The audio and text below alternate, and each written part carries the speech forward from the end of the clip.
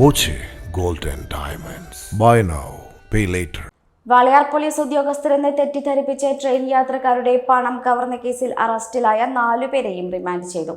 യാത്രക്കാരായ വ്യാപാരികളെ Kanjikode railway സ്റ്റേഷനിലിറക്കി കാറിൽ കടത്തിക്കൊണ്ടുപോയി മർദ്ദിച്ച് 25 ലക്ഷം രൂപ തട്ടിയെടുത്ത കേസിലെ 4 പേരാണ് പിടിയിലായത്.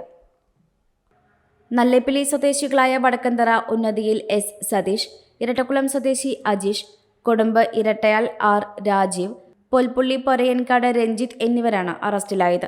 പ്രതികൾ ഉപയോഗിച്ച കാറും ബൈക്കും ഓട്ടോറിക്ഷയും കസ്റ്റഡിയിലെടുത്തു. ഇവരിൽ ട്രെയിനിൽ പോലീസ് വേഷത്തിലെത്തിയ 5 പേരിൽ രഞ്ജിത്തുമുണ്ടായിരുന്നു. ഈ സംഘത്തിലെ 4 പേരെയും ഒരു സഹായിയുമാണ് അറസ്റ്റ് ചെയ്യാനുള്ളത്.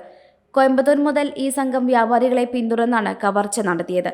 തിങ്കളാഴ്ച ഉച്ചയ്ക്ക് 2:30 കണ്ണൂർ പാസഞ്ചറിൽ യാത്ര ചെയ്തിരുന്ന കുറ്റിപ്പുറം സ്വദേശി അബൂബക്കർ, പട്ടാമ്പി പള്ളിപ്പുറം സ്വദേശി ബദറുദ്ദീൻ എന്നിവരിൽ നിന്നാണ് പണം കവർന്നത്. കോയമ്പത്തൂരിൽ സ്വർണം വിറ്റുകിട്ടിയ വ്യാപാരാവശ്യത്തിനുള്ള പണവുമായി മടങ്ങും വഴി പണം തട്ടുകയായിരുന്നു. ട്രെയിൻ പോത്തന്നൂർ എത്തിയപ്പോൾ വെള്ള ഷർട്ടും കാക്കി പാൻസും ധരിച്ചെത്തിയ സംഘം സ്പെഷ്യൽ പോലീസാണെന്ന് പരിചയപ്പെടുത്തിയും വ്യാജ തിരിച്ചറിയൽ രേഖകൾ കാട്ടിയുമാണ് വ്യാപാരികളെ കഞ്ചിക്കോട് റെയിൽവേ സ്റ്റേഷനിൽ ഇറക്കിയത്.